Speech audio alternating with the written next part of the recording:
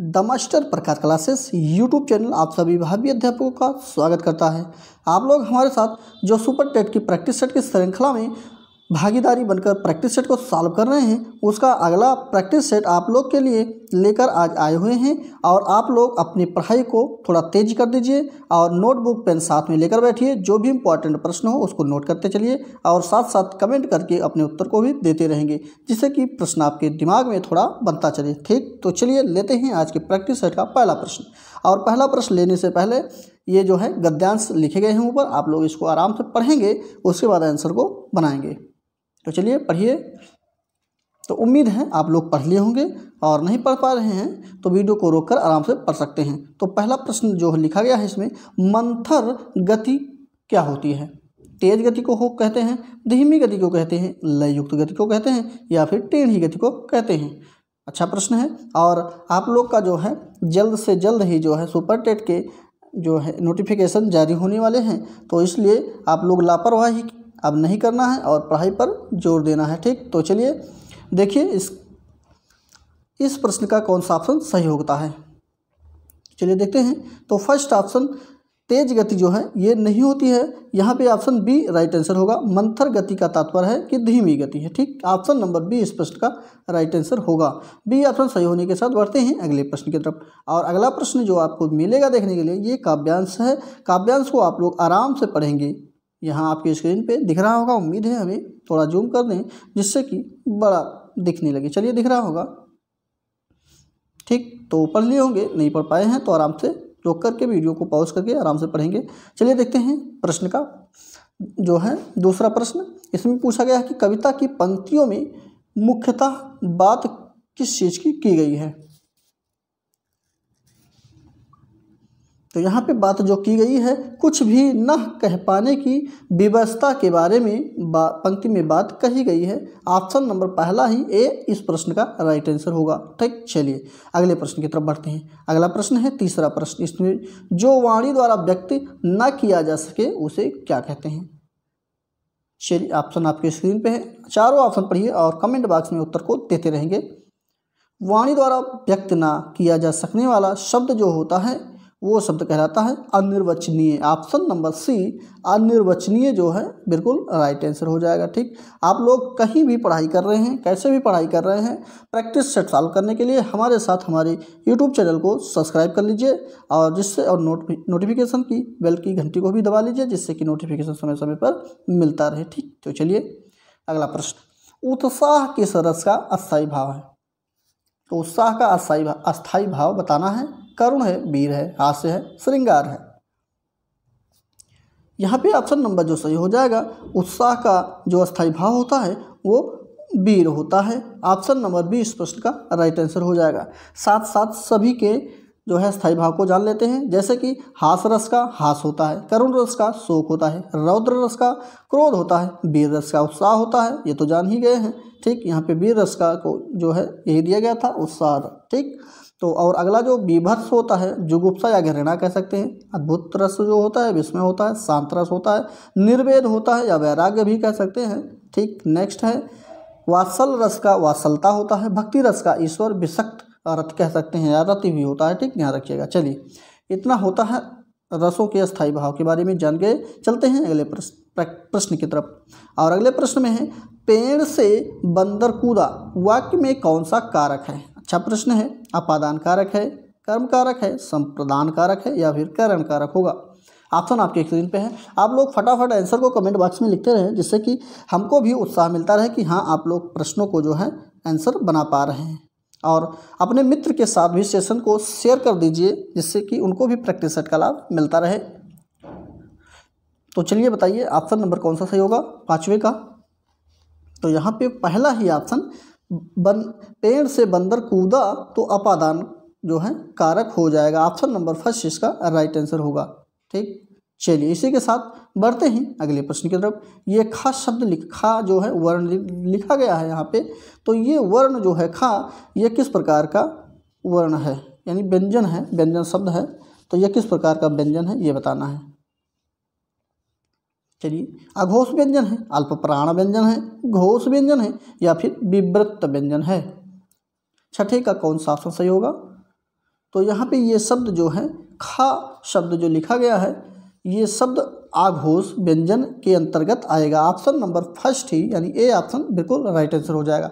अगर बात करते हैं आघोष व्यंजन की, तो प्रत्येक वर्ग का प्रथम और द्वितीय वर्ण जो होते हैं जैसे का, खा, चा, छा, टा, ठा, ता, था, पा, फा, ये सभी जो हैं इसके अंतर्गत आते हैं। ठीक, तथा उष्म व्यंजन उष्म व्यंजन में जो आघोष व्यंजन के अंतर्गत आएंगे वो बड़ा वाला सा रहेगा, छोटा वाला सा रहेगा और खष्टी सा जो है उसके अंतर्गत आते हैं। ध्यान रखिएगा ये सारे वर्ण जो है आघोष व्यंजन के अंतर्गत आते हैं। ठीक, ध्यान रखिएगा। चलिए बढ़ते हैं अगले प्रश्न की तरफ। अगला प्रश्न है तत्सम शब्द कौन सा है?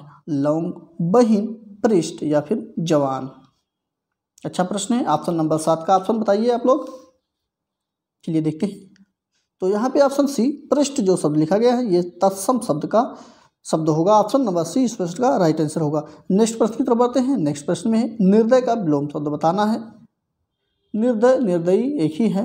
एक मिनट, चलिए उम्मीद है कि अब सारा दिख रहा होगा। तो निर्दय का विलोम शब्द जो है वो सदर है। ठीक, ऑप्शन नंबर डी इस प्रश्न का सदय जो है सही हो जाएगा। सदय का विलोम शब्द निर्दय होता है। अगला प्रश्न है कौन सा वारिद का पर्यायवाची शब्द नहीं है? चलिए अच्छा प्रश्न है। यहाँ पे नहीं पूछा गया है, नहीं के विषय में बताना है। मेघ है, पयोध है, घन है, अम्बुज है। तो ये अम्बुज शब्द जो लिखा गया है ये कमल का पर्यायवाची है, न कि वारिद का। ध्यान रखिएगा ऑप्शन नंबर डी इस प्रश्न का राइट आंसर होगा। ऑप्शन डी सही होने के साथ लेते हैं अगला प्रश्न। अगला प्रश्न है क्रिया विशेषण बताना है। कौन सा शब्द जो है क्रिया विशेषण के अंतर्गत है? अंधेरा है, धीरे धीरे है, चाल चलन है या फिर सौंदर्य है। 10 नंबर का ऑप्शन नंबर ये शब्द जो धीरे धीरे लिखा गया है ये क्रिया विशेषण शब्द होगा। ठीक, ऑप्शन नंबर जो है बी इस प्रश्न का राइट आंसर होगा। और जो शब्द क्रिया की विशेषता प्रकट करता है उसी को ही क्रिया विशेषण के रूप में जाना जाता है, ये भी ध्यान रखिएगा। ठीक, यहाँ पे बात करते हैं धीरे धीरे की, तो धीरे धीरे जो है ये रीतिवाचक क्रिया विशेषण है। कहीं कहीं भी आपको पूछ लेता है कि धीरे धीरे किस प्रकार का क्रिया विशेषण है, तो याद रखिएगा ये रीतिवाचक क्रिया विशेषण के अंतर्गत आएगा। ठीक, चौथा 10वें प्रश्न का ऑप्शन नंबर डी इसका राइट आंसर हो जाएगा। नेक्स्ट है आगरा का बहुवचन बताना है। 11वें का ऑप्शन नंबर कौन सा राइट होगा? चलिए दिख रहा है। तो यहाँ पे देखिए आगरा जो है एक स्थान है और स्थान का कोई बहुवचन नहीं होता है, तो यहाँ पे ऑप्शन नंबर डी बहुवचन नहीं बन पाएगा। इसका डी ऑप्शन इस प्रश्न का राइट आंसर होगा। चीज़ें जो होती हैं उनकी जो है बहुवचन बनते हैं, ना कि किसी स्थान का। ठीक, चलिए ऑप्शन नंबर डी राइट सही होने के साथ बढ़ते हैं अगले प्रश्न पे। अगला प्रश्न है वाक्यों में से अपादान कारक का उदाहरण कौन सा है? अभी ऊपर के प्रश्नों में हम लोग पेड़ से पत्ता गिरा या सॉरी माफ़ कीजिए बंदर जो है पेड़ से कूदा ऐसे कुछ था, तो उसका जो है हम लोग बनाए थे, यानी कि पेड़ से वो बंदर जो है वो अलग हो जा रहा था। अलगाव जो होता है वो अपादान कारक के अंतर्गत आता है। तो चलिए देखिए वाक्य में कौन सा ऐसा ऑप्शन है जो अलगाव के बारे में बता रहा है। तो चलिए देखते हैं। 12वें का ऑप्शन नंबर जो सही हो जाएगा वो डी, यहाँ पे सभी से राधा घर से निकली यानी राधा घर से अलग हो गई। और वहीं पे अगला प्रश्न जो है सीता गीता से अच्छा गाती है। ठीक, ये भी अलग अलग है दोनों। मुझे आपसे बहुत डर लगता है, डर लगना भी अलगाव होता है। उपयुक्त सभी यहाँ पे राइट आंसर हो जाएगा। ठीक, डी ऑप्शन सही हो जाएगा इस प्रश्न का। बढ़ते हैं अगले प्रश्न पे। अगला प्रश्न है आदि उपसर्ग में से जो शब्द बनते हैं वो कौन सा नहीं बन पाएगा ये बताना है। यानी कि अधि उपसर्ग जो है उससे कौन सा शब्द नहीं बनेगा ये बताना है। ऑप्शन आपकी स्क्रीन पे है। तो सी ऑप्शन अधीर जो है नहीं बन पाएगा, बाकी सभी जो है बन जाएंगे। ठीक, आप ऑप्शन नंबर सी इस प्रश्न का राइट आंसर होगा। नेक्स्ट प्रश्न है ऋण मुक्त समस्त पद का विग्रह क्या है? तो ऋण मुक्त का पद विग्रह जो है कौन सा होगा? तो ऋण से मुक्त, और ये तत्पुरुष समास का उदाहरण है। ठीक, ऋण से मुक्त जो है ये ऑप्शन डी यहाँ देखिए सही हो जाएगा। और अगर बात करते हैं किस प्रकार का ये समास है तो ये तत्पुरुष समास के अंतर्गत आएगा, ये भी ध्यान रखिएगा। चलिए अगले प्रश्न की तरफ बढ़ते हैं। अगला प्रश्न है रघुपत ये एक शब्द है किस समास का उदाहरण है? द्विगु समास का, द्वंद्व समास का, बहुब्रीहि समास का या फिर कर्मधारय समास का उदाहरण है। यहाँ पे रघुपत लिखा गया है, ध्यान दीजिए। ठीक, चलिए 15वां प्रश्न है। तो रघुकुल का जो पति होता है, जो राजा होता है, अर्थात राम के लिए इस बात को कहा गया है। तो यहाँ पे जो ऑप्शन सही होगा वो सी ऑप्शन सही होगा। और जहाँ पर दो पदों का अलग अर्थ निकलता है वहाँ पे बहुब्रीहि समास होता है। ठीक, ध्यान रखिएगा। ऑप्शन नंबर सी बहुब्रीहि समास इसका राइट आंसर होगा। नेक्स्ट है, पंक्ति लिखी गई है और इस पंक्ति का सही अर्थ बताना है। आए थे हरिभजन को, ओटन लगे कपास। अच्छा प्रश्न है, चलिए देखते हैं कौन सा सही होगा। आए थे हरिभजन को और ओटन लगे कपास। 16 नंबर का ऑप्शन कौन सा राइट होगा? तो सी ऑप्शन देखिए, बड़ा लक्ष्य निर्धारित करके छोटे कार्य में लग जाना ही जो है इसका सही अर्थ हो जाएगा, जो कि आए थे हरिभजन को ओटन लगे कपास का विच्छेद मतलब सही अर्थ होगा। ठीक, चलिए अगला प्रश्न है। यहाँ पे अलंकार एक जो है पंक्ति लिखी गई है, इसका अलंकार बताना है। तेरी बछड़ी ने बर छीने हैं, तो इसमें तेरी बछड़ी ने बर छीने हैं लखन के, पंक्ति में अलंकार बताना है। रूपक अलंकार है, अनुप्रास अलंकार है, सदेश अलंकार है या फिर यमक अलंकार है। देखिए आप लोग यहाँ पे तेरी बछड़ी ने बर छीने हैं किसके? लखन की। तो यहाँ पे यमक अलंकार का उदाहरण है ये। ऑप्शन नंबर जो है डी इस प्रश्न का राइट आंसर हो जाएगा। ठीक, चलिए अगला प्रश्न है, मुद्रा शब्द का अर्थ समूह कौन सा है? मुद्रा का तात्पर्य है कि जैसे आप किसी मुद्रा में चेहरे को लटका के बैठे हैं किसी प्रकार से, या छाप भी होता है और अंगीठी या प्रति जो होती है, जैसे कोई प्रिंट आउट जो होता है वो भी एक प्रकार से मुद्रा ही होता है। ठीक, ये ध्यान रखिएगा। तो यहाँ पे ऑप्शन कौन सा सही होगा देखते मिलान करते हैं। देखिए ऑप्शन नंबर इसका जो सही होगा वो पहला ही राइट आंसर हो जाएगा। मुद्रा मोहर भी होती है, छाप भी होता है, सिक्का भी होता है और अंगूठी भी होती है। तो ऑप्शन नंबर जो है इसका पहला ही राइट आंसर हो जाएगा। ठीक, चलिए इसी के साथ बढ़ते हैं अगले प्रश्न की तरफ। अगला प्रश्न है, जहाँ जहाँ शब्द जो है व्याकरण की दृष्टि से किस प्रकार का ये शब्द है? तो ये शब्द जो है जैसे एक शब्द यहाँ लिखा गया फिर वही शब्द दूसरी बार जो है योजक चिन्ह के बाद लिखा गया है, तो ये पुनरुक्त शब्द युग्म है। ऑप्शन नंबर जो है इस प्रश्न का जो है सी राइट आंसर हो जाएगा। पुनरुक्त शब्द का उदाहरण है। ठीक, ध्यान रखिएगा। सी ऑप्शन सही होने के साथ बढ़ते हैं अगले प्रश्न की तरफ। अगले प्रश्न में है, दिए हुए शब्दों में भिन्न अर्थ वाला शब्द बताना है 20 का। तो देखिए यहाँ पे ऑप्शन नंबर जो सही होगा वो सी ऑप्शन राइट आंसर हो जाएगा। भार्या जो है ये बिल्कुल जो है अलग है, बाकी सब जैसे आत्मजा है, नंदनी है, कन्या है, ये सभी जो हैं पुत्री के पर्यायवाची हैं, लेकिन ये जो क्या है भार्या जो है ये अलग है। ठीक, ध्यान रखिएगा। ऑप्शन नंबर इसका जो सही हो जाएगा वो सी ऑप्शन राइट आंसर होगा। नेक्स्ट पोर्शन जो है ये इंग्लिश का पोर्शन है। ये पैसेज आपको यहाँ पे लिखा गया है, पैसेज को आप लोग आराम से पढ़ेंगे, उसके बाद जो है क्वेश्चन के आंसर को बनाएंगे। चलिए क्वेश्चन का इसका 21 नंबर का प्रश्न भी आप लोग को दिख ही रहा होगा। तो जैसे लिखा है, the word I C in the passage is N और एन।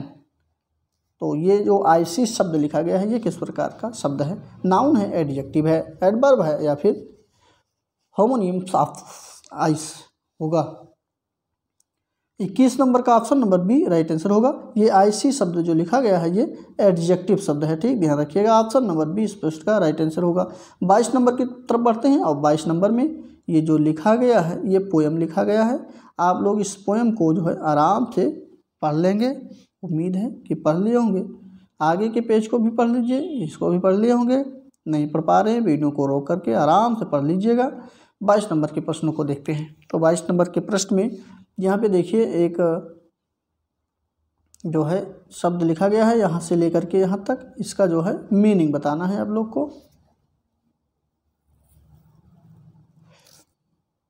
पोएम में जो इसका अर्थ है या इसका मीनिंग जो है वो मीनिंग है पोर्ट। ऑप्शन नंबर पहला है इस प्रश्न का राइट आंसर होगा। ऑप्शन फर्स्ट सही होने के साथ अगले प्रश्न की तरफ बढ़ते हैं। अगले प्रश्न में यहाँ पे एक अंडरलाइन जो किया हुआ है ब्लैक शब्द लिखा गया है।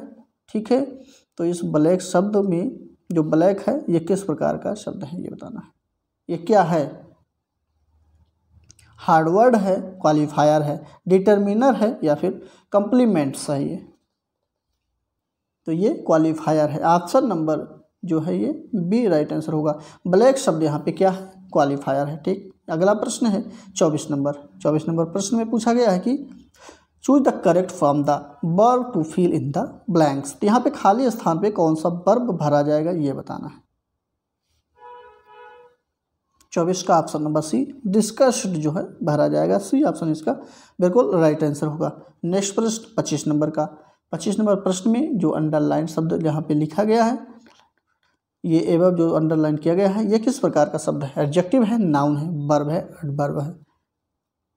अच्छा प्रश्न है। तो ये जो है एडवर्ब शब्द है। ठीक, ध्यान रखिएगा। Option number D right answer होगा।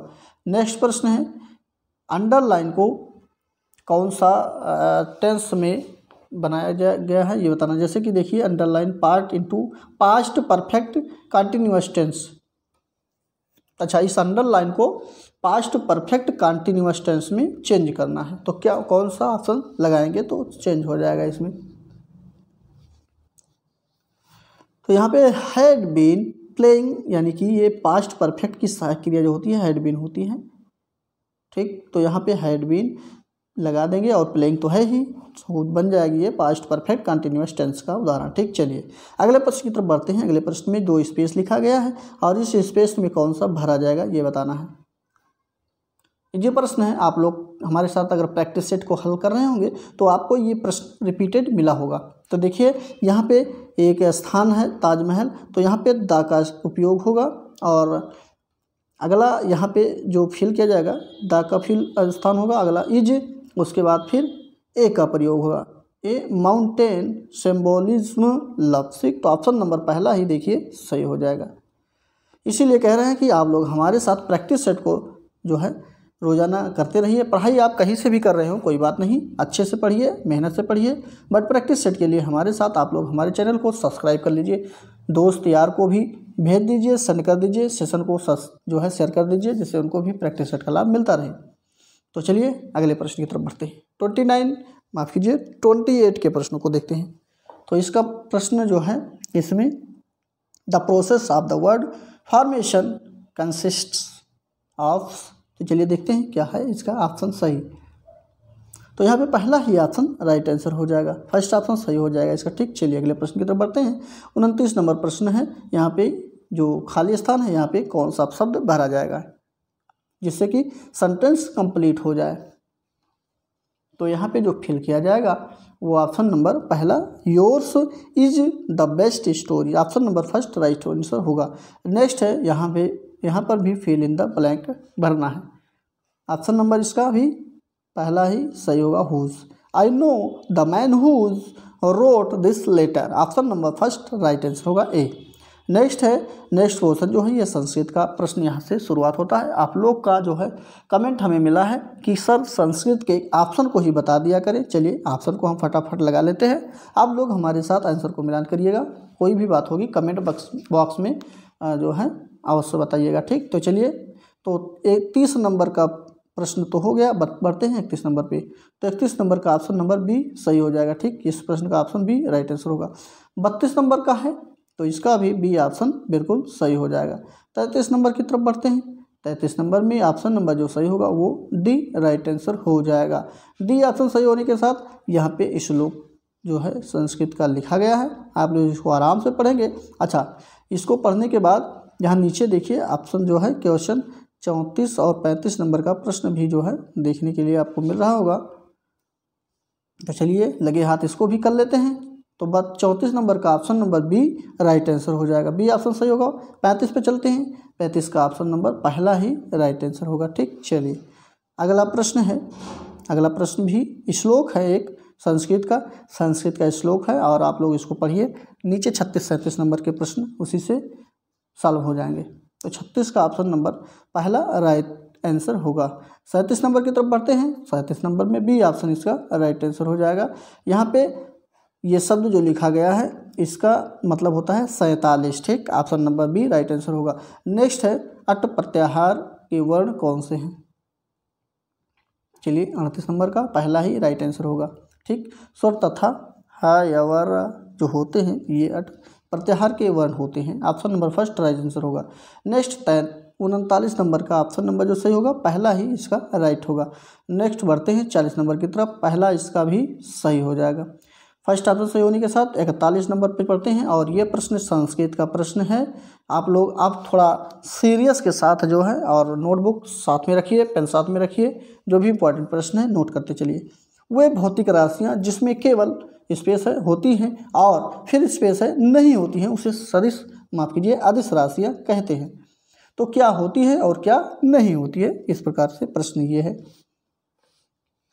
तो 41 नंबर का ऑप्शन नंबर जो सही होगा, देखिए भौतिक राशियाँ वे भौतिक राशियाँ जिसमें केवल परिणाम, ये देखिए परिणाम होती हैं और दिशा नहीं होती है उन्हें अदिश राशियाँ कहते हैं। ये जो है अदिश राशियाँ, राशि का जो है ये परिभाषा है, लिखा गया है और बीच बीच से खाली स्थानों को हटा लिया गया शब्दों को कुछ, इसलिए भरना था वहाँ पे। बी ऑप्शन इसका राइट आंसर होगा। अगला प्रश्न है, बिजली के बल्ब का फिलामेंट किससे बना होता है? तो चलिए अच्छा प्रश्न है। 42 नंबर का, बिजली के बल्ब का फिलामेंट जो होता है वो किससे बना होता है? तो वो टंगस्टन से बना होता है। ऑप्शन नंबर डी इस प्रश्न का राइट आंसर होगा। इजी प्रश्न था। बढ़ते हैं अगले प्रश्न पे। यूडियोमीटर किसका मापन करता है?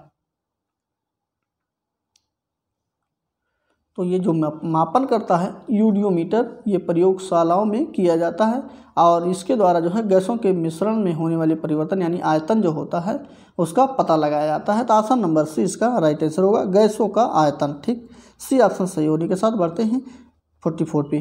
कांसा किसकी मिश्र धातु है? अच्छा प्रश्न है। कांसा शब्द जो है ये मिश्र धातु है, किस किस से ये मिलकर जो है बना हुआ है। तो और इसकी प्रतिशतता की बात करते हैं तो इसकी प्रतिशतता जो होती है, जो मिश्रण होता है वो 88% जो है और अगला जो होता है वो 12% का होता है। तो इसमें क्या क्या होता है? तो इसमें जो होता है तांबा और टिन होता है। तांबे की मात्रा जो होती है वो 88% होती है, टिन की मात्रा जो होती है वो 12% होती है। ध्यान रखिएगा, ऑप्शन नंबर पहला है इसका राइट आंसर होगा। कांसा किसकी मिश्र धातु है? तांबा और टिन का मिश्र धातु है कांसा। ठीक, चलिए अगला प्रश्न है, डिकेन में कितने हाइड्रोजन परमाणु होते हैं? 45 का डिकेन, ये डिकेन जो होता है इसका फार्मूला जो होता है ये एक हाइड्रोकार्बन है। इसका जो सूत्र होता है C10H22 होता है। तो इसमें पूछा गया है कि कितने हाइड्रोजन परमाणु होते हैं। अब तो आप लोग बता ही लेंगे। तो हाइड्रोजन परमाणु की संख्या कितनी होती है? तो इसमें हाइड्रोजन परमाणु की संख्या 22 होती है। ठीक, ऑप्शन नंबर जो है पहला राइट आंसर होगा। इंपॉर्टेंट प्रश्न है, नोट कर लीजिए। अगला प्रश्न है, एक अम्ल फिर स्पेस है फिर लिटमस है फिर को किसमें बदल देता है? तो चलिए आज इसके माध्यम से हम थोड़ा बता देंगे कि आप लोग कभी भी नहीं भूलेंगे। तो चलिए देखते हैं इस प्रश्न को। 46 नंबर प्रश्न जो है, तो इसमें अगर बात करते हैं हम, एक अम्ल जो नीले लिटमस को लाल में बदल देता है तो वो अनीला होता है। ठीक, शॉर्टकट में आप लोग याद कर लीजिएगा, अनीला यहाँ लिख लेते हैं, अनीला या अनिल भी कह सकते हैं याद करने के लिए सबसे। तो आ से अम्ल हो जाएगा। अम्ल जो है नीले पेपर को, नीले लिटमस को लाल में बदल देता है। ठीक, ध्यान रखिएगा, ये शॉर्टकट है। अगला है जो क्षार होता है, क्षार जो है क्या होता है उसको शॉर्टकट में लिख लीजिएगा, छलनी। ठीक, तो यहाँ पे ये क्षार जो होता है ऐसे कर लीजिए, क्षार जो होता है लाल लिटमस को नीले में बदल देता है। चलिए एक बार और बता देते हैं, अम्ल जो है नीले लिटमस को लाल में बदल देता है, वहीं पे क्षार जो होता है लाल लिटमस को नीले में बदल देता है। इस प्रकार से आप लोग याद कर सकते हैं, जैसे अनीला छलनी, दोनों याद हो जाएगा, कभी नहीं भूलेंगे आप लोग। ठीक, तो चलिए देखिए यहाँ पे एक अम्ल जो होता है लाल अम्ल जो है अनीला से बन जाएगा, तो अम्ल लाल लिटमस को नीले में बदल देता है। माफ़ कीजिए, अम्ल जो है लाल लिटमस को नीले लिटमस को लाल में बदल देता है। ठीक, तो यहाँ पे ऑप्शन नंबर जो सही होगा सी राइट आंसर हो जाएगा, याद रख लीजिएगा। सी ऑप्शन सही होने के साथ अगले प्रश्न पे बढ़ते हैं। अगला प्रश्न है रक्तोत्पत्ति कहाँ होती है, यानी कि रक्त की उत्पत्ति जो होती है वो कहाँ होती है, रक्त कहाँ पे बनता है। तो अस्थि मज्जा जो होता है वहाँ पे रक्त की जो है निर्माण होती है, रक्त की उत्पत्ति होती है। Option number D right answer हो जाएगा। अगला प्रश्न है कौन सा विटामिन पानी में घुलनशील है। देखिए, जहाँ पे जो पानी में घुलनशील होता है उसको जो है दो शब्द होता है, जल या पानी, बात एक ही है। दो शब्द यहाँ भी है और दो ही शब्द है जिसका नाम है BC। ठीक, ऐसा भी कह सकते हैं पानी या जल गई भैंस पानी में, तो BC से हो जाएगा भैंस पानी में। ठीक, ये सभी याद कर सकते हैं। तो देखिए विटामिन बी और विटामिन सी जो है ये पानी में घुलनशील है। Option number B right answer होगा। नेक्स्ट प्रश्न है लौहमता एक रोग है जो श्वास के साथ निम्नलिखित में से क्या अंदर लेने से होता है।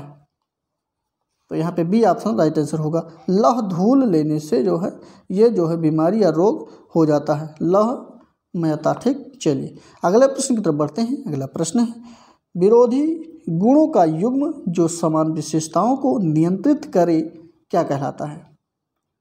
अच्छा, आप लोग भी कमेंट करके जो है कमेंट करने में सुस्त पड़ गए हैं, बताइए कमेंट करके कौन सा ऑप्शन इसका सही होगा। तो विरोधी गुणों का युग्म बताना है जो विशेषताओं को नियंत्रित करता है वो क्या कहलाता है। तो वो एलील या युग्म विकल्पी कहलाता है। ऑप्शन नंबर सी इस प्रश्न का राइट आंसर होगा। ठीक, चलिए अगला प्रश्न है किन्हीं दो परिमेय संख्याओं के बीच क्या होती है। अगर दो परिमेय संख्या है तो उनके बीच कौन सी संख्या होती है। ठीक, चलिए देखते हैं 91। अच्छा, यहाँ पे मैथ का प्रश्न है लेकिन चलिए पढ़ लिए हैं तो बता ही देते हैं। तो किन्हीं दो परिमेय संख्याओं के बीच अंतर जो होता है, माफ़ कीजिए, जो बीच की जो संख्याएं होती है वो अनंत परिमेय संख्याएं होती हैं। ठीक, ध्यान रखिएगा। कहाँ पे है, ऑप्शन नंबर सी है, अनंत परिमेय संख्याएं होती हैं, ध्यान रखिएगा। Option number C right answer हो जाएगा। और गणित का प्रश्न है ये, हम लोग इसको स्किप कर देते हैं। आप लोग को टॉपिक वाइज गणित जो है हमारे सर के द्वारा पढ़ाया जा रहा है, चैनल को सब्सक्राइब कर लीजिए और जो है जा कर के सुबह की क्लास में आप लोग वहाँ से आराम से पढ़ सकते हैं। शॉर्ट ट्रिक के माध्यम से पढ़ाया जा रहा है। और अगर खुद के माध्यम से सॉल्व करना चाहते हैं तो हमारे Telegram channel the master Prakash classes को आप लोग फॉलो कर लीजिए और फॉलो करने के बाद माफ़ कीजिए सर्च कर लीजिए और सर्च करने के बाद फॉलो कर लीजिए। वहाँ से इसके सारे PDF आपको हूबहू ऐसे ही मिल जाएंगे, आप लोग सॉल्व कर सकते हैं उसको। ठीक, चलिए बढ़ते हैं हम लोग अगले पोर्शन की तरफ। और अगला पोर्शन पर्यावरण से लिया गया है। चलिए इसमें पूछा गया है 71 का क्वेश्चन है।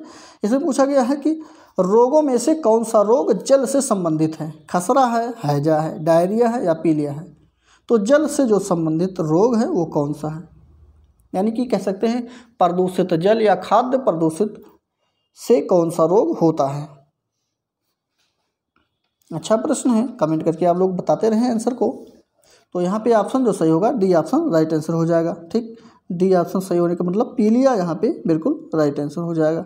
डी ऑप्शन सही होने के साथ बढ़ते हैं अगले प्रश्न की तरफ। एक मिनट यहाँ पे ये हैजा भी सही है, डायरिया भी सही है और पीलिया भी सही है। ठीक, तो यहाँ पे खसरा केवल जो है जल से संबंधित रोग नहीं है, बाकी सभी हैं। तो यहाँ पे डी ऑप्शन केवल ये सही हो जाएंगे। डी ऑप्शन सही होने के साथ अगले प्रश्न पे चलते हैं। अगला प्रश्न है कचरे के उचित निस्तारण हेतु अनुसरण किया जाता है। तो किस चीज़ का अनुसरण किया जाता है ये बताना है। 3R, 4R, 2R, 5R। R का तात्पर्य है रेड्यूस यानी कम करना। ठीक, और चलिए अगले प्रश्न। यहाँ पे तीनों R जो 2, 3, 4 R लिखे गए हैं, यहाँ पे हर R का मतलब अलग अलग होता है। जैसे एक R का तात्पर्य है रेड्यूस और एक R का तात्पर्य है रिव्यूज़ और एक R का तात्पर्य है रीयूज। नेक्स्ट है रिसाइकिल।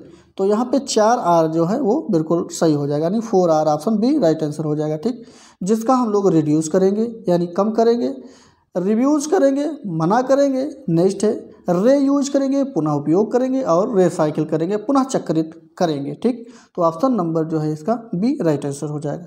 चलिए अगले प्रश्न की तरफ बढ़ते हैं। प्रसिद्ध फसल त्यौहार पोंगल कहाँ पे मनाया जाता है? ये पोंगल जो त्यौहार है ये एक फसल त्यौहार है, ये कहाँ पे मनाया जाता है ये बताना है। तो ये तमिलनाडु में मनाया जाता है, डी ऑप्शन सही हो जाएगा। ठीक, चलिए अगला प्रश्न है, कौन सी नदी बंगाल की खाड़ी में गिरती है? बंगाल की खाड़ी में गिरने वाली नदी के बारे में बताना है। ताप्ती, नर्मदा। अच्छा, ये दोनों तो उल्टी बहने वाली नदियां हैं, ताप्ती और नर्मदा, और ये जो है अरब सागर में जो है गुजरात के पास जाके गिरती हैं, अपभ्रंश घाटियों से होकर बहती भी हैं। यहाँ पे बात करते हैं स्वर्ण रेखा की और सिंधु नदी की। तो सिंधु नदी जो है ये जम्मू कश्मीर से होते हुए जो है आधा थोड़ा बहुत जल अपने हिंदुस्तान में यानी अपने भारत में, और बाकी का जल जो है पाकिस्तान में होते हुए जा करके अरब सागर में गिराती हैं। बट यहाँ पे बी ऑप्शन स्वर्ण रेखा जो है सही हो जाएगा, जो कि बंगाल की खाड़ी में गिरती है। ठीक, ऑप्शन नंबर बी इसका राइट आंसर होगा। चलिए, और यह बंगाल की खाड़ी में केवल 16 किलोमीटर की दूरी जो है तय करती है, ये भी ध्यान रखिएगा। चलिए अगले प्रश्न की तरफ बढ़ते हैं। अगला प्रश्न है, एक मिनट, भारतीय संविधान द्वारा उपबद्ध किए गए मूलभूत अधिकारों का मुख्य उद्देश्य क्या है?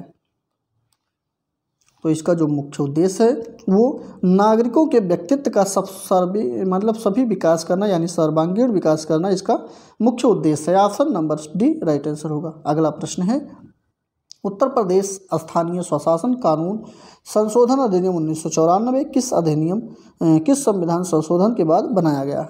अच्छा प्रश्न है। तो ये जो बनाया गया था वो 74वें संविधान संशोधन के बाद उत्तर प्रदेश सरकार द्वारा इसको जो है बनाया गया था। Option number B right answer होगा। 74वां संविधान संशोधन सही हो जाएगा। नेक्स्ट है, भारत सरकार द्वारा शुरू की गई ग्रीन इंडिया मिशन। देखिए, ग्रीन इंडिया मिशन का मुख्य उद्देश्य क्या है? तो इसका मुख्य उद्देश्य जो है वो घटते वन क्षेत्र का संरक्षण करना है। तो ऑप्शन नंबर यहाँ पे जो सही हो जाएगा इसका सी राइट आंसर होगा। यहाँ पे भारत में घटते वन क्षेत्र का संरक्षण तथा पुनर्नवीकरण करना ही इसका उद्देश्य है। Option number C right answer होगा। नेक्स्ट है, किसका संबंध गदर पार्टी से नहीं है? चलिए, आप लोग पढ़े होंगे कि गदर पार्टी से किसका संबंध है या गदर पार्टी के जो है संचालक कौन है, लेकिन यहाँ पे नहीं पूछा गया है। चलिए अब बताइए, 3 लोग तो यहाँ इससे संबंधित है, ठीक, बट एक नहीं है, वो कौन है? क्वेश्चन को केवल घुमाया है, आप लोग का दिमाग भी घूम गया होगा। ठीक, बताइए ऑप्शन कौन सा सही होगा? तो यहाँ पे देखिए, बाबा गुरदीप सिंह जो हैं ये गदर पार्टी से संबंधित नहीं है।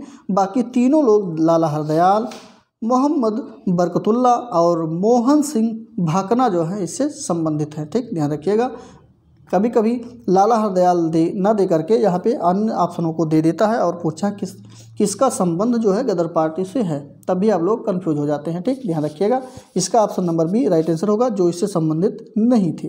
बी ऑप्शन सही होने के साथ अगले प्रश्न की तरफ बढ़ते हैं। 1828 में स्थापित ब्रह्म समाज के संस्थापक कौन थे? चलिए सीधा प्रश्न पूछना चाहिए था, ब्रह्म समाज के संस्थापक कौन है, जिसका स्थापना दिवस जो है संस्थापना जो है 1828 में हुआ था। तो यहाँ पे ऑप्शन नंबर जो सही हो जाएगा वो डी ऑप्शन, राजा राम मोहन राय के द्वारा इसकी जो है स्थापना की गई थी, इसी के संस्थापक ये हैं। Option number D right answer हो जाएगा। 20 अगस्त 1828 में इसकी स्थापना की गई थी। ठीक, चलिए अगला प्रश्न है, सौर ऊर्जा किसके द्वारा उत्पन्न होती है? सौर ऊर्जा किसके द्वारा उत्पन्न होती है? तो नाभिकीय संलयन प्रक्रिया के द्वारा ये उत्पन्न होती है। ऑप्शन नंबर जो है इसका पहला राइट आंसर होगा। ठीक, फर्स्ट सही हो जाएगा इसका। बढ़ते हैं अगले प्रश्न पे। विकास के परिणाम स्वरूप नवीन विशेषताएं और नवीन योग्यताएं प्रकट होती हैं, तो यह कथन किसका है? ये कथन आपका हरलाल साहब का है। ऑप्शन नंबर जो है बी राइट आंसर हो जाएगा। अगला प्रश्न है, व्यक्ति के एक दूसरे से भिन्नता क्यों होती है? तो व्यक्ति में जो एक दूसरे से भिन्नता होती है वो क्यों होती है, ये इस प्रश्न में ये पूछा गया है। तो आनुवांशिकता जो है वो तो पहला कारण है ही, लेकिन और अन्य क्या होते हैं, तो वो जो होते हैं वो पर्यावरण के अंतर्गत होते हैं। जैसे कि व्यक्ति के विकास में वंशानुक्रम तथा पर्यावरण दोनों ही जो है महत्वपूर्ण भूमिका निभाते हैं। तो यहाँ पे देखिए सी ऑप्शन, वंशानुक्रम और वातावरण के बीच अन्योन्य क्रिया जो है के कारण ऐसा होता है। ऑप्शन नंबर सी इस प्रश्न का राइट आंसर होगा। ठीक, चलिए अगले प्रश्न की तरफ बढ़ते हैं। अगला प्रश्न है, अनुभव द्वारा व्यवहार में परिवर्तन क्या कहलाता है। बहुत अच्छा प्रश्न है, आप लोग शुरू से जो है बीएड बीटीसी किए होंगे तो बताइए, और टेट भी किए होंगे, बहुत पढ़े होंगे। तो यहाँ पे अनुभव द्वारा व्यवहार में जो परिवर्तन होता है वो क्या कहलाता है, वो अधिगम कहलाता है या सीखना कहलाता है। अधिगम ही सीखना है। ठीक, ऑप्शन नंबर जो है 20 प्रश्न का राइट आंसर हो जाएगा। इसी के साथ अगला प्रश्न है, सीखने का प्राथमिक मूलभूत नियम किससे संबंधित है। चलिए देखते हैं 84 का ऑप्शन नंबर कौन सा सही हो जाएगा। सीखने का प्राथमिक मूलभूत नियम जो संबंधित है वो संबंधित है तत्परता से। यदि किसी चीज़ में आप सीखने के लिए तत्पर हैं तो वो जो है सबसे पहले और सही से आप उस बारे में सीख सकते हैं। तो ऑप्शन नंबर इसका डी राइट आंसर होगा। यदि आपकी तत्परता नहीं है तो आप उस चीज़ को नहीं सीख पाएंगे। ठीक, तो ऑप्शन नंबर डी सही होने के साथ अगला प्रश्न लेते हैं। अगले प्रश्न में है, कौशल सीखने की पहली अवस्था कौन सी है। चलिए अब बताइए आप लोग, अच्छा प्रश्न है, इंपॉर्टेंट प्रश्न है। नोटबुक साथ लिए हो तो नोट कर लीजिए। ये दोनों प्रश्न 84 और 85 नंबर दोनों अच्छे प्रश्न हैं। कौशल सीखने की पहली अवस्था क्या होती है। देखिए, जब बड़े लोग कोई भी काम करते हैं तो छोटे बच्चे जो होते हैं तो उन्हीं का नकल करके काम को करते हैं। तो यहाँ पे अनुकरण जो होता है ये जो है पहली अवस्था होती है। ऑप्शन नंबर जो है डी राइट आंसर होगा। ठीक, सीखने के कौशल में पहली अवस्था अनुकरण होती है। अगला प्रश्न है, शिक्षण एक प्रक्रिया है, तो किस प्रकार की ये प्रक्रिया है इस बारे में बताना है। तो ये जो प्रक्रिया है शिक्षण अधिगम का सरलीकरण करने की ये प्रक्रिया होती है। ऑप्शन नंबर डी इस प्रश्न का राइट आंसर हो जाएगा। नेक्स्ट प्रश्न पे चलते हैं, प्रतिभाशाली विद्यार्थी किस प्रकार के होते हैं। चलिए देखते हैं, ऑप्शन आपके स्क्रीन पे है, कमेंट करके आप लोग भी आंसर बनाते रहें। तो प्रतिभाशाली विद्यार्थी शिक्षकों से स्वतंत्र होते हैं। वे शिक्षकों से सहयोग तो अवश्य प्राप्त करते हैं, लेकिन जो है स्वयं पर यानी खुद पर वो निर्भर रहते हैं और शिक्षक पर निर्भर नहीं रहते हैं। ठीक, तो यहाँ पे option number D right answer हो जाएगा। शिक्षकों से स्वतंत्र होते हैं, ऑप्शन नंबर डी इस प्रश्न का राइट आंसर होगा। अगला प्रश्न है, प्रतिभाशाली शिक्षार्थियों को किससे जुड़े प्रश्नों पर अधिक समय देने के लिए कहा जा सकता है। तो ये सृजन जो शब्द है इस पे अधिक समय देने के लिए कहा जा सकता है इस प्रकार के प्रश्नों को। ठीक, तो ऑप्शन नंबर जो है बी राइट आंसर होगा, सृजन। नेक्स्ट है, सीखने के लिए आकलन का ध्यान रखा जाता है सिवाय एक को छोड़ करके। 89 का, तो यहाँ पे विद्यार्थियों की जो आवश्यकता होती है इसको छोड़ करके सभी के आकलन के लिए जो है ध्यान रखना चाहिए। ऑप्शन नंबर 20 प्रश्न का राइट आंसर हो जाएगा। नेक्स्ट प्रश्न है, कौन सी स्थिति बाल केंद्रित कक्षा कक्ष को प्रदर्शित कर रहा है या रही है। चलिए यहाँ पे जो है ABCD ऑप्शन आपके स्क्रीन पे दिख ही रहा होगा, उम्मीद है दिख रहा है। कमेंट करके बताइए 90 नंबर का कौन सा ऑप्शन सही होगा। तो यहाँ पे सी ऑप्शन देखिए, एक कक्षा जिसमें शिक्षार्थी समूह में बैठे हैं और शिक्षिका बारी बारी से प्रत्येक समूह में जा रही है, यही जो है बाल केंद्रित कक्षा कक्ष को प्रदर्शित करने की सबसे अच्छी स्थिति होती है। तो option number C right answer हो जाएगा। इसमें जो है प्रत्येक बालक को शिक्षिका या शिक्षक अपनी तरह से देख सकता है या समझ सकता है। ठीक, तो ऑप्शन नंबर इसका जो सही था सी सही हो जाएगा। अगला प्रश्न है 91 का, तो यहाँ पे जो प्रश्न सही है इसका कौन सा सही होगा, जिसमें पर्यवेक्षण एवं निरीक्षण तंत्र के प्रमुख कार्य हैं 91 का।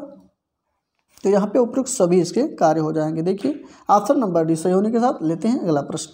अगला प्रश्न है, बच्चे किस प्रकार से सीखते हैं, नीचे दिए गए कथनों में से कौन सा प्रश्न के विषय में सही नहीं है। अच्छा, यहाँ पे नहीं बताना है, ऊपर दिया गया है किस प्रकार से सीखते हैं, उस विषय में ये सही नहीं बताना है। चलिए लेते हैं ऑप्शन को। आप लोग भी बताते रहें कौन सा ऑप्शन सही होगा। तो यहाँ पे ऑप्शन नंबर पहला ही राइट आंसर। केवल कक्षा में ही सीखते हैं, देखिए केवल कक्षा में बच्चे नहीं सीखते हैं, वो बाहर भी सीखते हैं और दूसरे समाज में भी जाके सीखते हैं। तो यहाँ पे ऑप्शन नंबर जो है सही जो नहीं है वो पहला ही सही नहीं होगा। नेक्स्ट है ऑप्शन नंबर जो है, अच्छा प्रश्न 93 का पहले देखते हैं। कौन सा एक उपयुक्त रचनात्मक आकलन कार्य नहीं है, ये बताना है। 93 का कौन सा सही होगा। खुले अंत वाले प्रश्न, परियोजना अवलोकन, विद्यार्थियों का सहयोग, माफ कीजिए विद्यार्थियों का योग्यता क्रम निर्धारित करना। तो यहाँ पे सबसे उपयुक्त रचनात्मक आकलन जो नहीं है वो नहीं है आपका विद्यार्थियों का योग्यता क्रम निर्धारित करना, ये नहीं होगा। ऑप्शन नंबर डी इस प्रश्न का राइट आंसर होगा। नेक्स्ट है किसके अतिरिक्त समस्या समाधान की प्रक्रिया के चरण हैं, एक नहीं है बाकी सभी जो है इसमें है, ये बताना है। तो पहला देखिए परिणामों की आशा करना, ये नहीं होगा बाकी सभी सही है। ऑप्शन नंबर फर्स्ट जो है ए राइट आंसर होगा। नेक्स्ट पेज 95 नंबर प्रश्न को देखा जाए। इस प्रश्न में पूछा गया है कि कौन सा एक आधारभूत सहायता का उदाहरण है। चलिए आप लोग कमेंट करके बताइए कौन सा ऑप्शन इसका सही हो जाएगा। आप लोग बोर हो रहे होंगे, उम्मीद है थोड़ा तेज़ी के साथ हम लोग करेंगे। तो 95 नंबर का ऑप्शन नंबर जो सही होगा वो पहला ही राइट आंसर हो जाएगा। ठीक वैसे ही 1 घंटे में 150 प्रश्न करना बहुत जान लीजिए, तेज़ी के साथ हम लोग जो है कर लेते हैं। ठीक चलिए पहला ऑप्शन सही होने के साथ अगले प्रश्न की तरफ बढ़ते हैं। संज्ञानात्मक संप्रति का न्यूनतम स्तर क्या है। तो इसका न्यूनतम स्तर जो है पहला राइट आंसर होगा ज्ञान। ठीक ऑप्शन नंबर फर्स्ट ज्ञान सही हो जाएगा। अगला है अब्राहम मैस्लो ने अभिप्रेरणा का वर्गीकरण किया है, तो किस प्रकार से किया है। तो ये स्वाभाविक और कृत्रिम तरीके से किया गया है। ऑप्शन नंबर पहला है इस प्रश्न का राइट आंसर हो जाएगा। और अब्राहम मैस्लो के अभिप्रेरणा को 2 भागों में भी बांटा गया है, जैसे कि जन्मजात एक अभिप्रेरणा होती है और दूसरा जो होती है वो अर्जित अभिप्रेरणा के अंतर्गत आती है। जो जन्मजात होती है उसमें भूख प्यास विश्राम निद्रा ये सब आएंगे, और अर्जित में सामाजिक रुचियां जैसे प्रतिष्ठा वगैरह जो भी है इस प्रकार से आ जाएंगी, और जैसे कह सकते हैं पुरस्कार प्रशंसा दंड आदि। ठीक चलिए 98 के प्रश्नों पे देखते हैं। इसमें पूछा गया है कि अधिगम क्षमता किसमें प्रभावित नहीं होती है। तो चलिए देखते हैं अधिगम क्षमता जो है किससे प्रभावित नहीं होती है, वो कौन सा ऑप्शन है। तो ये राष्ट्रीयता जो है इससे प्रभावित नहीं होती है, बाकी सभी से प्रभावित होती है। Option number D right answer हो जाएगा। नेक्स्ट है अच्छी स्मृति की विशेषता बतानी है। अच्छी स्मृति की विशेषता का तात्पर्य है कि अच्छे जो है याद करने की स्मरण क्षमता जो है की विशेषता क्या होती है। तो यहाँ पे सभी सही हो जाएगा। शीघ्र पुनः स्मरण, अगर आपको तुरंत कोई चीज़ याद आ जाती है तो भी सही है। नेक्स्ट है शीघ्र पहचान लेते हैं किसी चीज़ को, शब्द को, अक्षर को, तभी सही है। और अच्छी धारणा है याद करने के लिए लंबे समय तक, तो ये भी सही है। तो यहाँ पे उपयुक्त ऑप्शन नंबर डी सभी सही हो जाएगा। ठीक है तो यहाँ पे ये क्या है, गणित का प्रश्न आ गया था, उसको छोड़ देते हैं। यहाँ पे देखते हैं 100 नंबर का प्रश्न। ध्यान और रुचि में क्या संबंध है ये बताना है, जो है किस प्रकार से संबंध है, जैसे सकारात्मक है नकारात्मक है कोई संबंध नहीं है या फिर बदलता रहता है। तो चलिए देखिए कौन सा ऑप्शन सही होगा 100 नंबर का। तो यहाँ पे ये ध्यान और रुचि का में जो संबंध है वो सकारात्मक संबंध है। ऑप्शन नंबर पहला ही राइट आंसर हो जाएगा। ठीक चलिए अगले प्रश्न की तरफ बढ़ते हैं और 101 नंबर का प्रश्न है। अब यहाँ से 130 नंबर प्रश्न तक आपको करंट अफेयर और जो है जीके के प्रश्न देखने के लिए मिलेंगे। इस प्रश्न को हम लोग थोड़ा तेजी के साथ करेंगे। ठीक आप लोग मिलान करते रहिए, हम आंसर को बताते रहेंगे। 101 नंबर प्रश्न है, हाल ही में शुरू की गई ऑनलाइन निगरानी प्रणाली का संबंध किससे है। तो इसका जो संबंध है वो संबंध सांसद से है। ऑप्शन नंबर जो है पहला राइट आंसर हो जाएगा। ठीक चलिए अगला प्रश्न लेते हैं। अगस्त 2018 में Indian computer emergency response team, जिसको CERT ने भारत में साइबर आक्रमण पर एक रिपोर्ट तैयार की है। इस रिपोर्ट के कुछ प्रमुख तथ्य निम्नवत है, इनमें से कौन सा तथ्य गलत है ये बताना है। चलिए ऑप्शन आपके स्क्रीन पे दिख ही रहा है, कमेंट करके बताइए कौन सा ऑप्शन इसका राइट आंसर होगा। तो यहाँ पे देखिए डी ऑप्शन जो है Indian computer emergency response team की स्थापना वर्ष जो है 10 में की गई थी। नहीं, ये गलत है। तो यहाँ पे गलत तथ्य पूछा गया था। ऑप्शन नंबर डी इस प्रश्न का राइट आंसर होगा। इसकी जो है निर्माण जो है 2004 में किया गया था। ध्यान रखिएगा, ऑप्शन नंबर जो है डी राइट आंसर होगा, इसका गलत है जो कि। नेक्स्ट पे चलते हैं। हाल ही में किस देश ने समुद्र पर विश्व का सबसे बड़ा पुल बना लिया है? तो वो बी ऑप्शन सही होगा। चाइना के द्वारा समुद्र पे सबसे बड़ा पुल का निर्माण किया गया है। Option number B right answer होगा। नेक्स्ट प्रश्न है, हाल ही में वाणिज्य पत्रिका फोर्ब्स इंडिया द्वारा जारी रिपोर्ट के अनुसार भारत के सबसे धनी व्यक्ति जो है मुकेश अंबानी की संपत्ति कितनी है? तो इनकी जो संपत्ति है वो 47.3 अरब डॉलर के बराबर है। ऑप्शन नंबर सी इस प्रश्न का राइट आंसर हो जाएगा। 105 नंबर का प्रश्न लेते हैं। तो इस प्रश्न में पूछा गया है ओनीर ONEER प्रणाली क्या है? तो ओनीर प्रणाली जो है ये प्रणाली जल कीटाणुरोधी एक प्रणाली है। ऑप्शन नंबर पहला इस प्रश्न का राइट आंसर हो जाएगा। नेक्स्ट प्रश्न है, हाल ही में इलाहाबाद उच्च न्यायालय के मुख्य न्यायाधीश गोविंद माथुर जो है बने हुए हैं। तो आज़ादी के बाद से आए किस नंबर के ये मुख्य न्यायाधीश हैं? वो भी इलाहाबाद उच्च न्यायालय के हैं, ये बताना है। तो इसका ऑप्शन नंबर जो सही होगा वो सी राइट आंसर होगा। 34वें नंबर के ये मुख्य न्यायाधीश होंगे। क्या नाम है इनका? गोविंद माथुर। ठीक, ध्यान रखिएगा, option number C right answer हो जाएगा। अगला प्रश्न है, ग्लोबल कॉम्पिटिटिव इंडेक्स 2018 में शीर्ष स्थान पर कौन सा देश रहा? तो ऑप्शन आपके स्क्रीन पे है। शीर्ष स्थान की बात करते हैं तो सबसे शीर्ष स्थान पर अमेरिका रहा। ऑप्शन नंबर बी इस प्रश्न का राइट आंसर होगा। दूसरे स्थान पर जर्मनी, दूसरे स्थान पर सिंगापुर रहा, तीसरे पर जर्मनी और चौथे पर जो है स्विट्जरलैंड रहा था। ठीक, तो यहाँ पे बी ऑप्शन इस प्रश्न का राइट आंसर हो जाएगा। अगला प्रश्न है, हाल ही में उज्बेकिस्तान के राष्ट्रपति के भारत दौरे के समय कितने समझौतों पर हस्ताक्षर किया गया? तो यहाँ पे 17 समझौते हुए हैं जिस पे हस्ताक्षर किया गया है। सी ऑप्शन इस प्रश्न का राइट आंसर होगा।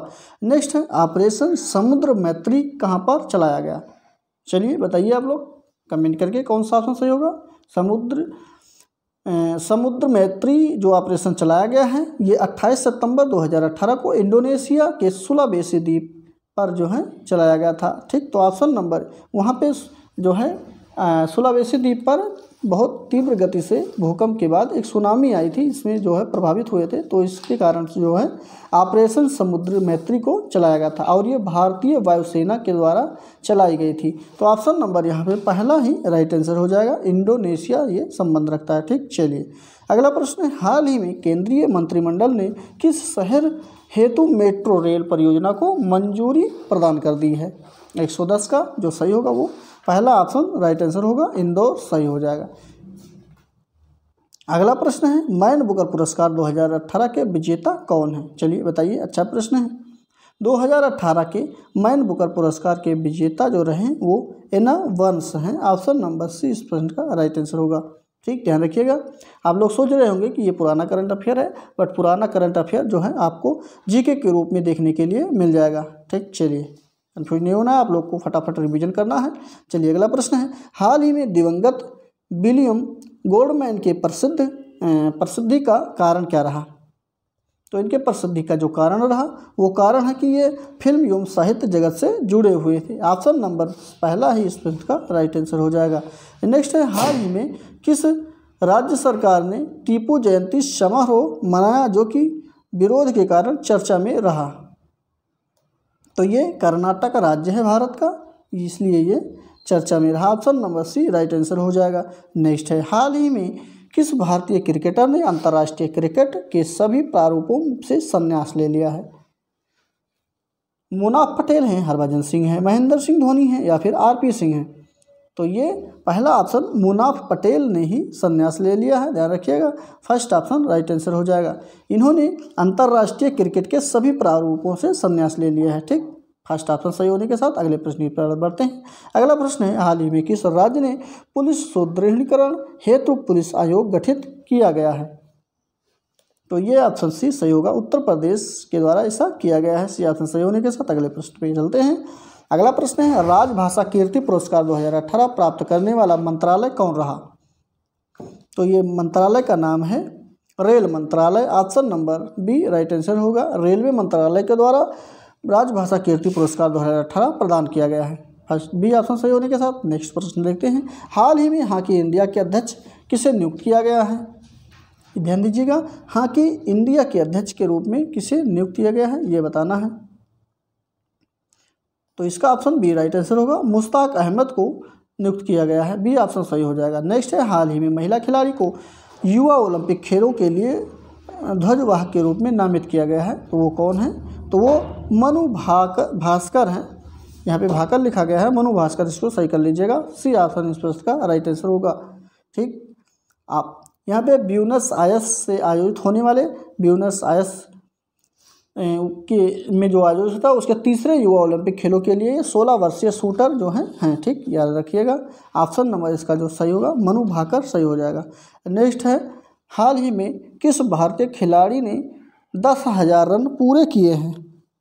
तो 10,000 रन बनाने वाले भारतीय खिलाड़ी जो हैं वो विराट कोहली जी हैं। ऑप्शन नंबर बी इस प्रश्न का राइट आंसर हो जाएगा। नेक्स्ट है राष्ट्रीय समाज सेवी योजनाओं में उल्लेखनीय प्रदर्शन हेतु विभिन्न श्रेणियों में उत्तर प्रदेश को कुल कितने अवार्ड मिले हैं? तो इसमें उत्तर प्रदेश का जो अवार्डों की संख्या है वो 12 है। ऑप्शन नंबर डी इस प्रश्न का राइट आंसर हो जाएगा। नेक्स्ट प्रश्न है हाल ही में उत्तर प्रदेश सरकार ने किस एक्सप्रेस वे को अटल पथ नाम दिया है? चलिए, अच्छा प्रश्न है, इंपॉर्टेंट प्रश्न है। तो यहाँ पे जो अटल पथ नाम दिया गया है वो नाम दिया गया है बुंदेलखंड एक्सप्रेस वे को। ऑप्शन नंबर इसका डी राइट आंसर हो जाएगा। डी ऑप्शन सही होने के साथ बढ़ते हैं अगले प्रश्न पे। अंतर्राष्ट्रीय योग दिवस को किस दिन को मनाया जाता है? तो ये जो मनाया जाता है वो 21 जून को मनाया जाता है। बी ऑप्शन इस प्रश्न का राइट आंसर होगा। अगला प्रश्न है डेजर्ट फेस्टिवल किस में आयोजित किया जाता है? तो यानी कि कहाँ पे ये आयोजित किया जाता है डेजर्ट फेस्टिवल, ये बताना है। चलिए 123 का ऑप्शन नंबर देखिए आप लोग, ये डेजर्ट का मतलब रेगिस्तान होता है। तो रेगिस्तान में जो मनाया जाता है वो कौन सा है? तो ये अपने भारत में है, जैसलमेर राजस्थान का एक स्थान है, वहाँ पे ही आयोजित किया गया था। बी ऑप्शन इस प्रश्न का राइट आंसर होगा। नेक्स्ट है लावणी जो है ये कहाँ का लोक नृत्य है? अच्छा प्रश्न है।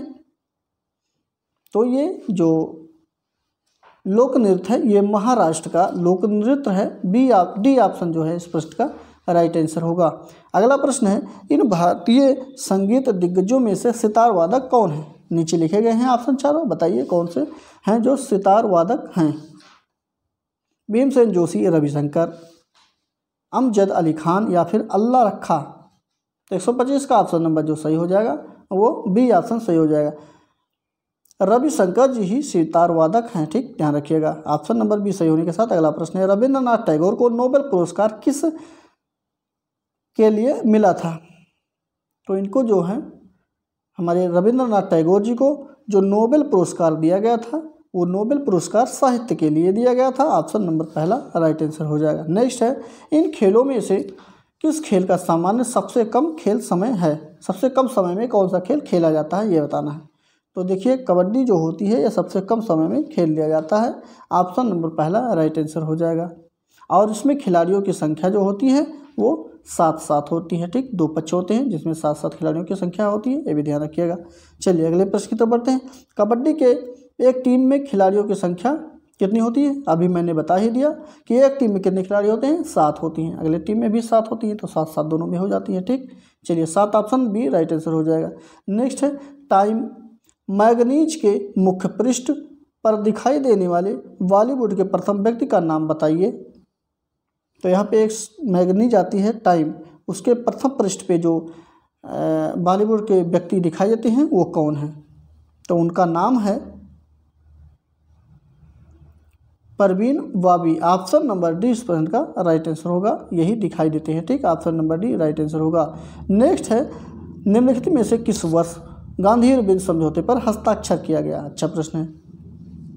पूना पैक्ट समझौते के तहत नहीं, पूना पैक्ट नहीं है। पूना पैक्ट तो महात्मा गांधी और भीमराव अम्बेडकर जी के मध्य में हुआ था। गांधी इरविन समझौते की बात यहाँ पे किया गया है। ये समझौता जो हुआ था 1931 में हुआ था। ठीक, ऑप्शन नंबर जो है पहला इस प्रश्न का राइट आंसर होगा। इसके बाद जो है पुनः हुआ था। चलिए बढ़ते हैं अगले प्रश्न की तरफ। अगला प्रश्न है जो है ये रीजनिंग का प्रश्न है। आप लोग इसको सॉल्व करिएगा, हम इसके ऑप्शन को बता देते हैं कौन सा ऑप्शन सही है। तो इसका ऑप्शन नंबर जो सही होगा वो डी ऑप्शन राइट आंसर हो जाएगा।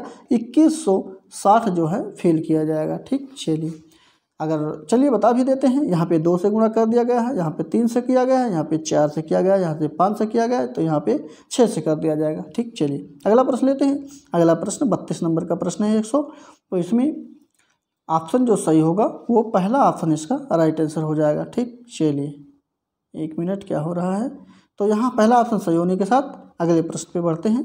अगला प्रश्न जो है ये घड़ी से लिया गया है प्रश्न। इसका ऑप्शन डी राइट आंसर होगा। मिलान कर लीजिए अगर आप लोग सॉल्व करके। इसी के साथ 34 नंबर की तरफ बढ़ते हैं और ये पासा से है, तो इसका ऑप्शन नंबर जो सही होगा वो पहला ही ऑप्शन राइट आंसर हो जाएगा। ठीक, चलिए यहाँ पे ये जो है इसका विपरीत होगा। ठीक, चलिए यानी पहला राइट आंसर हो जाएगा। नेक्स्ट है 135 का ऑप्शन नंबर फर्स्ट सही हो जाएगा। 20 वर्ष यहाँ आएगा। सीसीटीवी का पूरा नाम क्या होता है ये बताना है। चलिए सीसीटीवी का पूरा नाम जो है क्लोज्ड सर्किट टेलीविज़न इसका पूरा नाम है। तो यहाँ पे ऑप्शन नंबर जो सही हो जाएगा इसका पहला राइट आंसर होगा क्लोज्ड सर्किट टेलीविज़न। ध्यान रखिएगा सीसीटीवी का पूरा नाम यही होता है। ठीक, ऑप्शन फर्स्ट सही होने के साथ 37 नंबर पे चलते हैं। 137 नंबर में फेसबुक की प्रमुख विशेषताएं कौन सी है।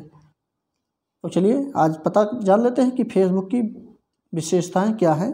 तो इसकी विशेषताएं जो हैं इसमें हम विचारों को आदान प्रदान कर सकते हैं। ये एक सोशल मीडिया का एप्लीकेशन है। ऑप्शन नंबर बी इसका राइट आंसर हो जाएगा। अगर आप लोग कमेंट करके बताइए फेसबुक के जो सीईओ हैं फाउंडर हैं वो कौन है, नाम बताइएगा कमेंट बॉक्स में। चलिए अगले प्रश्न को देखते हैं। अगला प्रश्न है शेयर इट एक एप्लीकेशन है। शेयर इट की फ्रीक्वेंसी रेंज अधिकतम कितनी होती है। आप लोग जो भी एंड्रॉयड फ़ोन को चला रहे होंगे उनको मालूम होगा कि शेयर इट क्या होता है। तो शेयर इट की फ्रीक्वेंसी रेंज का तात्पर्य है ये कितने दूरी तक जो है किसी भी जैसे कि एप्लीकेशन हो गए, फ़ोटो हो गए, वीडियोज़ हो गए, इनको लेन देन की जो रेंज है वो कितनी दूरी है। तो इनकी जो दूरी है वो 100 फीट तक है। ऑप्शन नंबर जो है बी राइट आंसर हो जाएगा। अगला प्रश्न है स्मृति स्तर शिक्षण के अंतर्गत जोड़ दिया जाता है। तो किस प्रकार से जोड़ दिया जाता है। तो यहाँ पे प्रत्यास्मरण करने पर जोर दिया जाता है। फर्स्ट ऑप्शन राइट आंसर हो जाएगा। नेक्स्ट है शैक्षिक तकनीकी का प्रयोग किया जाता है। तो शैक्षिक तकनीकी का प्रयोग कहाँ पे किया जाता है आप लोग कमेंट करके बताएंगे। 140 नंबर का प्रश्न है। तो यहाँ पे सभी प्रकार के जैसे कि शिक्षण को प्रभावशाली बनाने के लिए, शिक्षण को रुचिकर बनाने के लिए, शिक्षण को सरल बनाने के लिए आदि यानी उपयुक्त तो सभी इस प्रश्न का राइट आंसर हो जाएगा। नेक्स्ट प्रश्न है कार्य को प्रारंभ करना, जारी रखने और नियमित करने की प्रक्रिया क्या कहलाती है। अच्छा प्रश्न है, इंपॉर्टेंट प्रश्न भी है, नोटबुक में आप लोग नोट कर सकते हैं। तो यहाँ पे किसी भी कार्य को प्रारंभ करना, जारी रखना और लगातार जो है क्रिया को नियमित रूप से करते रहना, तो यहाँ पे ये प्रेरणा का कार्य है। Option number first right answer हो जाएगा। अगला प्रश्न है बीजों का अंकुरण संकल्पना के शिक्षण की सबसे प्रभावी पद्धति कौन सी है। तो यहाँ पे सबसे प्रभावी पद्धति जो है वो विद्यार्थियों द्वारा पौधे के बीज को बोना और उसके अंकुरण के चरणों का अवलोकन करते रहना ही सबसे अच्छी जो है प्रभावी पद्धति मानी जाएगी। Option number first right answer होगा। नेक्स्ट 143 नंबर के प्रश्नों पे चलते हैं। इसमें पूछा गया है कि एक शिक्षिका अपने आप में कभी भी प्रश्नों के उत्तर नहीं देती है, वह अपने विद्यार्थियों को उत्तर देने के लिए सामूहिक चर्चाएं और सहयोगात्मक अधिगम अपनाने के लिए जो है प्रोत्साहित करती है। तो यह जो है उपागम किस सिद्धांत पर आधारित होगा। तो ये जो आधारित होगा वो सक्रिय भागीदारिता पर आधारित हो जाएगा। ठीक, ऑप्शन नंबर जो है इसका डी राइट आंसर हो जाएगा। नेक्स्ट है बच्चे किस प्रकार से सीखते हैं। तो नीचे में कौन सा सही नहीं है। अच्छा ये प्रश्न हम लोग देख चुके हैं। तो बच्चे के सीखने में जो सही नहीं है केवल बच्चे कक्षा में सीखते हैं, ये प्रश्न रिपीट हुआ है। ठीक, आप लोग कर चुके हैं, पहला ऑप्शन सही था इसका। अगला प्रश्न है एक पीटी यानी खेल के शिक्षक क्रिकेट के खेल में आप अपने शिक्षार्थियों के क्षेत्र रक्षण को सुधारना चाहता है। तो कौन सी युक्ति विद्यार्थियों को अपना लक्ष्य प्राप्त करने में सबसे सहायक सिद्ध होगा? तो ये जो सिद्ध होगा, ये शिक्षार्थियों को क्षेत्ररक्षण का अधिक अभ्यास करवाना चाहिए, तब ये सबसे अधिक सहायक सिद्ध हो जाएगा। ठीक, तो ऑप्शन नंबर पहला इस प्रश्न का राइट आंसर होगा। नेक्स्ट प्रश्न की तरफ बढ़ते हैं। अगला प्रश्न है, क्रियात्मक अनुसंधान का उद्देश्य क्या है? तो क्रियात्मक अनुसंधान का उद्देश्य यानी मुख्य उद्देश्य जो है विद्यालय का वातावरण सुधारना तथा शिक्षण प्रणाली को सुगम एवं सुव्यवस्थित करने के लिए विकसित करना ही इसका मुख्य उद्देश्य होता है। तो ऑप्शन नंबर सी इस प्रश्न का राइट आंसर होगा, ना कि इसमें से सभी। ठीक, तो ऑप्शन नंबर सी बिल्कुल राइट आंसर हो जाएगा। नेक्स्ट प्रश्न है, जब बच्चा फेल होता है तो इसका तात्पर्य क्या है? चलिए, अच्छा प्रश्न है। यहाँ पे नेगेटिव वे नहीं जाना है आपको। बताइए कौन सा ऑप्शन सही होगा। देखिए, जब बच्चा फेल होता है क्लास में तो जान लीजिए स्कूल की यानी कि व्यवस्था फेल हो गई है। ठीक, ऑप्शन नंबर सी इस प्रश्न का राइट आंसर हो जाएगा। अगला प्रश्न है, दिए गए वाक्य को पूरा करने के लिए कौन सा युग्म सबसे अधिक उचित विकल्प होगा? चलिए पढ़ते हैं वाक्य को। जब बच्चे उन गतिविधियों में शामिल होते हैं जो किस प्रकार से होती हैं तब वो जल्दी कर सकते हैं। ऑप्शन आपके स्क्रीन पे है, तो यहाँ पे सी ऑप्शन राइट आंसर होगा। वास्तविक जीवन में उपयोगी जो है वो सीखा जल्दी, अगर वो उपयोगी जीवन में अपनी चीज़ किसी भी चीज़ को उपयोग में लाते हैं तो वो बहुत जल्द से सीख सकते हैं। Option number C right answer होगा। नेक्स्ट है, बच्चों को शाब्दिक या गैर शाब्दिक दंड देने का परिणाम क्या होता है? तो चलिए देखते हैं ऑप्शन, उसके बाद जो है ऑप्शन के उत्तरों को देखे जाएं। तो यहाँ पे ऑप्शन नंबर इसका डी राइट आंसर होगा, जो कि उनके स्वयं के प्रति अवधारणा को नष्ट करना ही इसका परिणाम होता है। ऑप्शन नंबर डी इस प्रश्न का राइट आंसर हो जाएगा। नेक्स्ट प्रश्न 150 नंबर का प्रश्न है और यह इस प्रैक्टिस सेट का आखिरी प्रश्न है। चलिए देखते हैं, विशेष रूप से जरूरतमंद बच्चों की शिक्षा का प्रबंध किस प्रकार से होना चाहिए?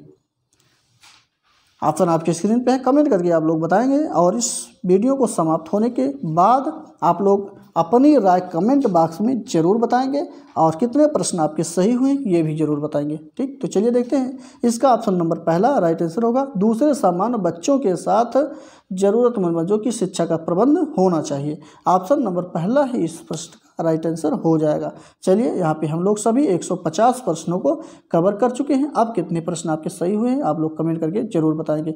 वीडियो को लाइक शेयर सब्सक्राइब कर दीजिए और अपने जो है दोस्तों के साथ भी लिंक को भेज दीजिए, जिससे कि उनको भी प्रैक्टिस सेट का लाभ मिलता रहे। ऐसे ही हमारे साथ आप लोग बने रहिए। मिलते हैं अगले प्रैक्टिस सेट में, तब तक के लिए बहुत बहुत धन्यवाद।